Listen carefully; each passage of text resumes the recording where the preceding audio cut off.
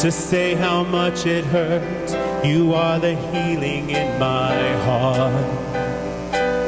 When all that I can see are broken memories, you are the light that's in the dark.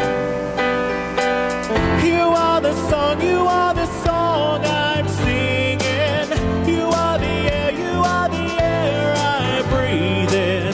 You are the hope, you are the hope I'm needed. Whoa, oh, you are. And when my circumstance leaves me with empty hands, you're the provider of my needs. And when my dirtiness has left me helpless, you are the rain that washes me. You are the song I'm singing. You are the air I breathe in. You are the hope I've needed. Whoa, oh. You are the song I'm singing. You are the air I breathe in. You are the hope I've needed. Whoa. If I had no voice, if I had no tongue, I would dance for you like the rising sun. And when that day comes and I see your face, I will shout your angels' glorious praise. If I had no voice, if I had no tongue, I would dance for you like the rising sun. And when that day comes and I see your face, I will shout your endless glorious praise. You are the song I'm singing. You are the air I breathe in. You are the hope I needed. Oh, oh. You are the song I'm singing. You are the air I breathe in. You are the hope I needed. Oh, oh.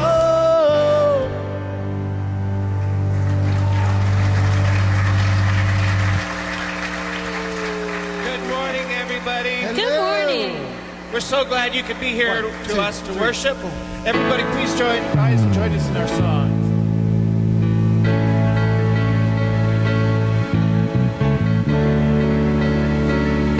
Empty hands held high, such small sacrifice. If I join with my heart, I sing in vain tonight. May the words I say and the things I do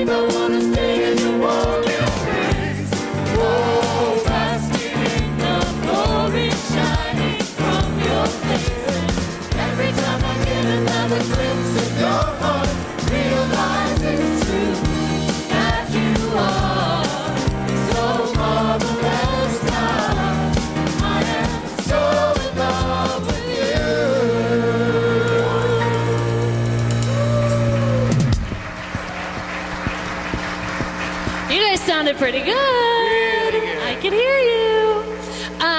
We want to welcome each and every one of you to service this morning. If you would also do the same and share God's peace with your neighbor, that would be lovely.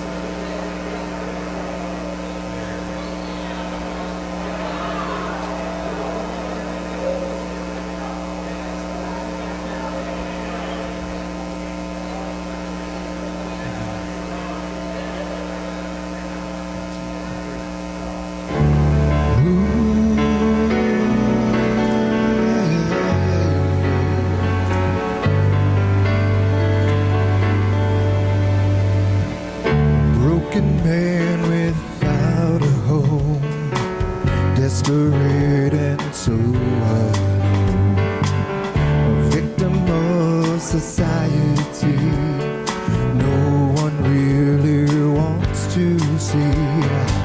Some of us don't even wonder, some of us don't even care. Couldn't we just help each other? Isn't there enough to share? There's got to be a way to connect this world today. Come together to relieve the pain. There's got to be a way to unite this human race, and together to bring on a change. In another land they still believe color grants supremacy. I don't understand how there can be regulated bigotry. Some of us don't even wonder, some of us don't even care. Couldn't we just accept each other? Can't we make ourselves aware?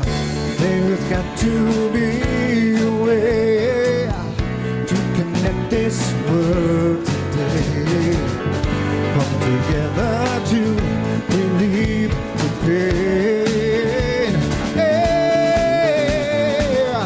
There's got to be a way to unite this human race, and together we'll bring on the change.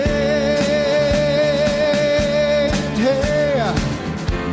And maybe in the future there'll be a time without war, destitution and sorrow, and hungry children won't have to die. Oh, if we work together today, we'll save tomorrow. Yeah.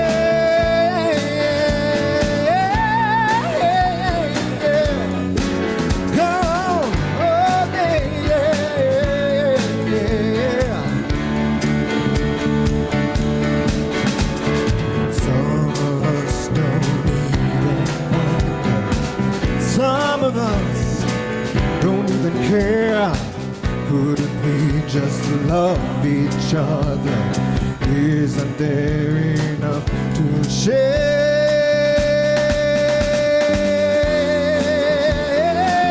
There's a way to unite this world today. Come together to relieve the pain. There's got to be a way to unite this human race, and together we'll bring on a change. There's got to be a way to unite this world today. Come together to relieve the pain. There's got to be a way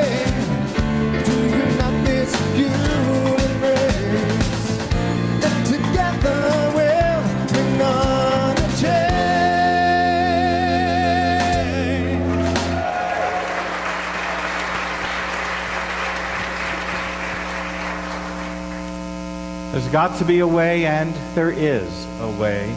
Jesus said it so long ago, and it's so, so simple, and it's so, so not easy. Love one another. That's it. That's all you have to remember. You can go home now. No, just kidding. But we're going to talk a little more about what that might mean, how we make that a real reality. Love one another. God has a message, a word for you, something special that you will hear or see or experience. So let's take a moment and be still and just open our hearts and welcome that gift whenever and however it might come today.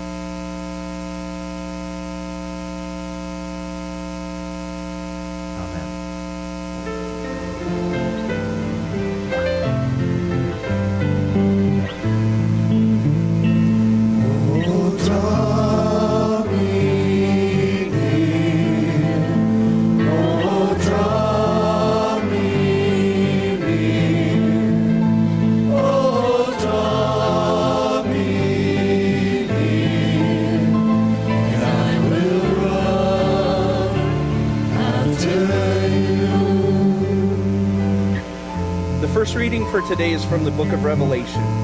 Then I saw a new heaven and a new earth, for the former heaven and the former earth had passed away, and the sea was no more.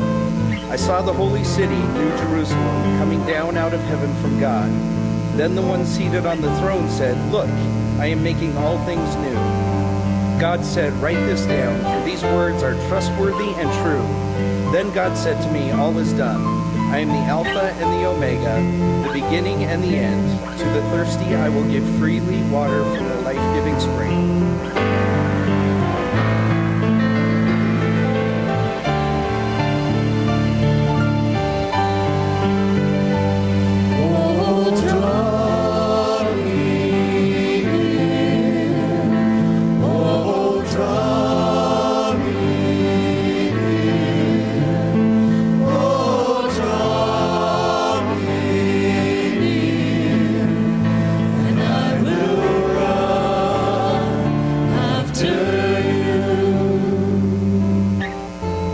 Second reading for today is from the Gospel of John. I give you a new commandment: love each other, and as I love you, so you must also love each other. This is how everyone will know that you are my disciples when you love each other.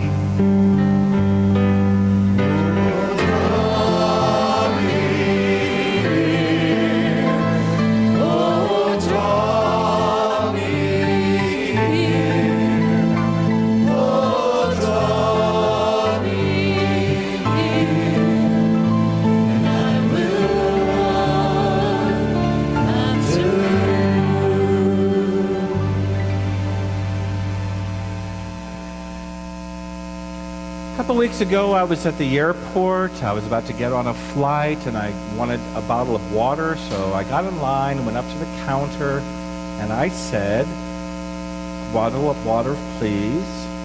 And the clerk behind the counter said something that kind of made me step back a minute.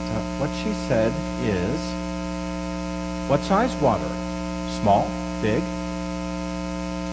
And that, to my ear, just didn't quite fit right. I knew what she meant. It was perfectly clear. I had no trouble coming up with an answer. And I actually had to think for a minute what sounded off to my ear in her answer.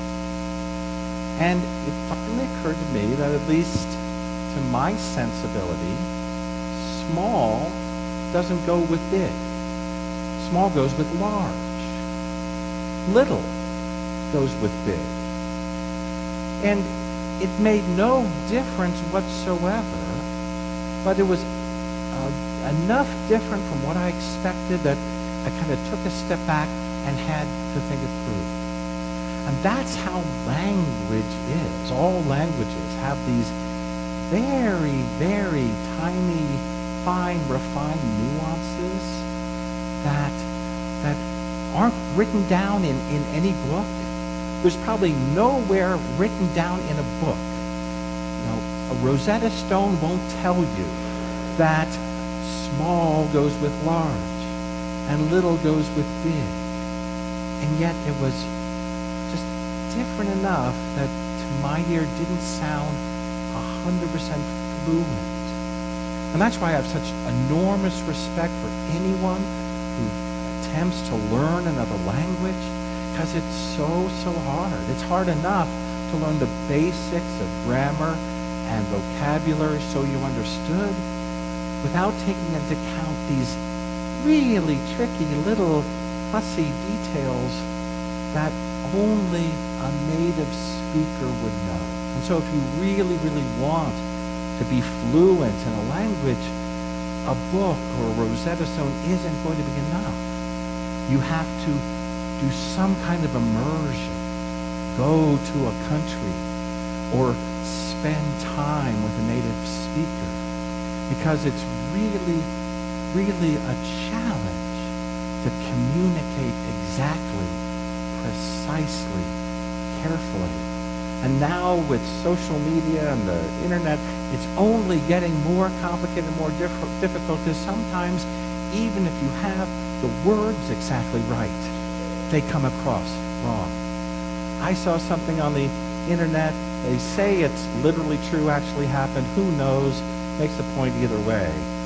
But the story was that there are some companies, newly formed, picking new names for their companies, that when they went to buy a domain name for the internet, it didn't come out exactly the way they intended it to. First example was an IT company called IT Scrap. And they bought the domain name, and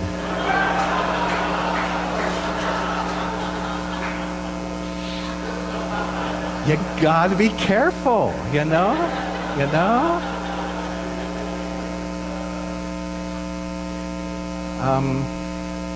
There was another one called Who Presents? Who Presents? What? That's Who Presents. That. Or the last example, Speed of Art.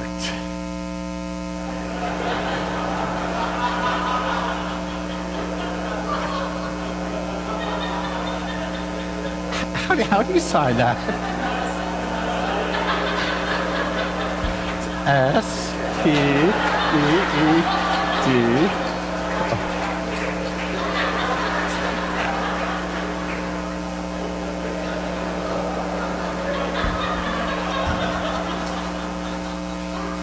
You just have to be really careful, precise. Especially if what you want to communicate is very important. And so Jesus, in our reading today, took care to present his message very precisely, very carefully, because it was the beginning of the end of his life. And this message was kind of a legacy message, a last will and testament. You ever heard of someone say, if you only remember one thing today, remember this? Well, Jesus was saying, if you only remember one thing of the whole year we have spent together, remember this. And Jesus, usually taught in parables, weird little stories that are ambiguous to interpret and you have to wrestle, and that's the point. But not today. Today, Jesus chose to speak clearly and directly when he said, I give you a new commandment. Love one another. As I have loved you, love one another. That's how people will know you follow me, if you love one another. Say it with me. Love one another. That's all you have to remember. But let's take a minute and kind of look at what he says. He says, I give you a new commandment. And yet, it doesn't really seem new. It's not original. It was part of Jesus and the disciples' Jewish heritage. It comes from Leviticus. You know, they knew that well. And it's not unique. Every faith tradition has some central teaching like this, like the do unto others, the golden rule. So it's not original, it's not unique. In what sense it's new, my guess is it's that second line. That's what makes it new. As I have loved you, love one another. Which is a relief. Because that means we don't have to have an autonomous fountain of unquenchable love to meet all the challenges in the world. It doesn't have to come from us. It comes from our relationship to God through Jesus. The more time we spend in an immersion program with Jesus through God, the more we learn from the native speaker of the language of love. That's how we gain the resources to offer love to one another. Because it's not always easy. It's really simple, love one another. But there was a guy named William Willimon who used to be a bishop in the Methodist Church in Alabama. And as a bishop, he used to talk with a lot of people who wanted to be pastors. And he got really annoyed and frustrated with that because he thought they were really naive and unrealistic. He said they would come to him all the time. He'd always say, well, why do you want to be a pastor? And every single one would say, because I love people. His response was, have you ever met any of these people? They're not all very lovable. In fact, most of them are not. And Jesus meant all. Jesus said, love your enemies. If you only love those who love you back, you haven't accomplished very much. So this is hard. It's good we have that resource to turn to so we can love one another. And if you want people to know you are a disciple or follower of Jesus, that's how they will know. If you love. Now, if you study the history of Christianity, you might be excused by assuming Jesus probably said something else. That maybe Jesus said, if you want to prove you're my disciple, you will know and believe and memorize a long list of doctrines. But that's not what Jesus actually said. Or you might be excused to think that Jesus might have said, if you want to be known as my disciple, you will impose a list of ethical standards on other people. But that's not what Jesus said. Or you might be excused to think that Jesus must have said, if you want to show that you are my disciple, you will build great and lavish and beautiful buildings. But that's not what Jesus said either. Now, I have nothing against beautiful buildings, and I have nothing about working out ethical standards and trying to live up to them. I have nothing about being clear on what you believe and what you don't believe, but none of those things are what Jesus said will prove you are his follower. Love one another. It's like it's a test, you know? There's a book called Out of Africa.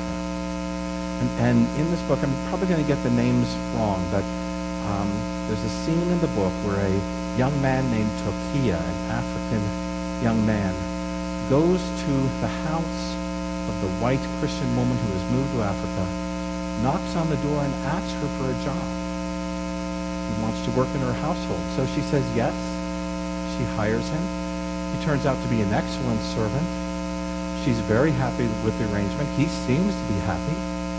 So after 3 months, she's quite surprised when he turns in a letter of resignation and asks for a reference to the house down the street owned by a man named Abdul Salim. She says, well, I'd be happy to give you a reference, but I'm really upset. I love having you work here. I'm happy to pay you more money. And he said, oh, no, it's not about the money. It never was. In fact, I never intended to work here more than 3 months. I'm at a point in my life where I want to choose a faith. I'm considering whether I want to be a Christian or a Muslim. And I decided the best way to decide is to work in a Christian household for 3 months and then work in a Muslim household for 3 months and see how people live out their faith and make a decision based on that. And she thought to herself, I sure wish he had told me this was a test before. And that, I really connect with her question, her feeling. Not because I have any interest in Christianity beating Islam, but I profess to follow Jesus, and that means things in my life ought to show that. You ought to be able to tell, right? And that's true for all of us. If we really mean to follow Jesus, we ought to, maybe daily, do things, loving things, show patience, show generosity, show compassion in ways that if we weren't a follower of Jesus, we probably wouldn't do. That might be a good spiritual practice. At night, think over the day.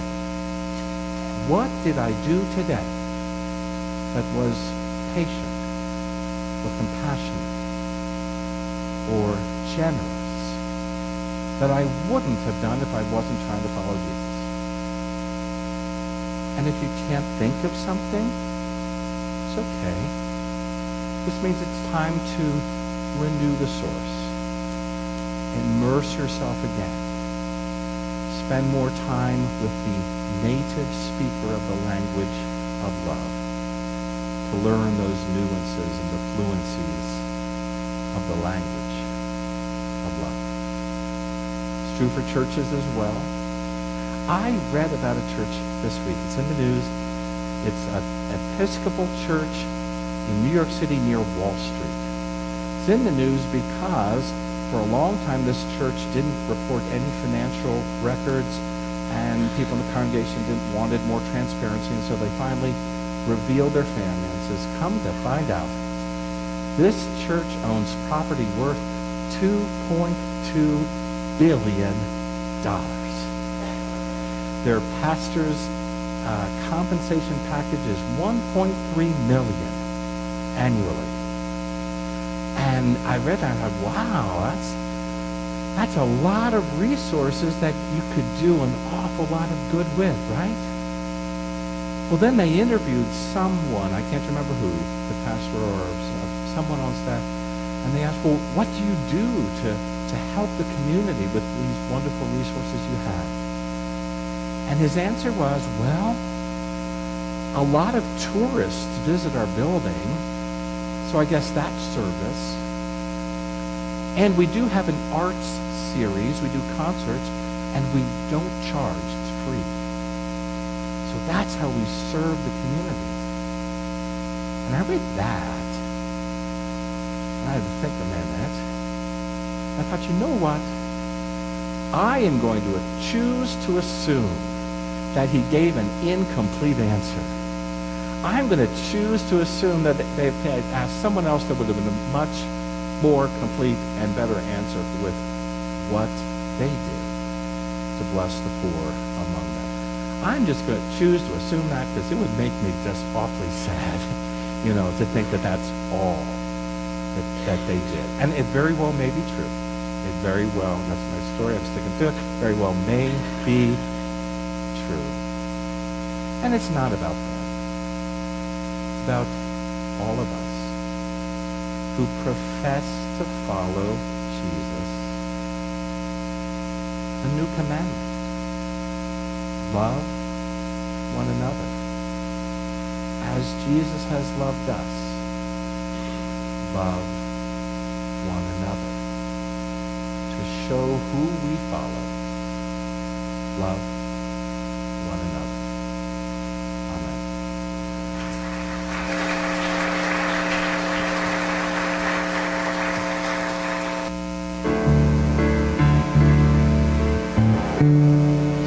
It's a beautiful mystery.